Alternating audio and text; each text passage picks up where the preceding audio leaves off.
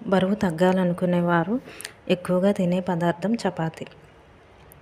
చపాతీ వల్ల కలిగే ప్రయోజనాలు చాలా ఉన్నాయి. చపాతీలో ఐరన్ మోతాదు ఎక్కువగా ఉంటుంది. అలాగే విటమిన్ బి, ఈ, కాపర్, అయోడిన్, మెగ్నీషియం, కాల్షియం వంటివి కూడా అధికంగా ఉంటాయి.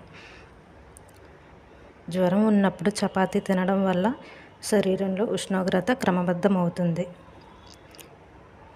చపాతీ తినడం వల్ల అజీర్తి, మలబద్ధకం, గ్యాస్ట్రిక్ వంటి సమస్యలు దూరమవుతాయి.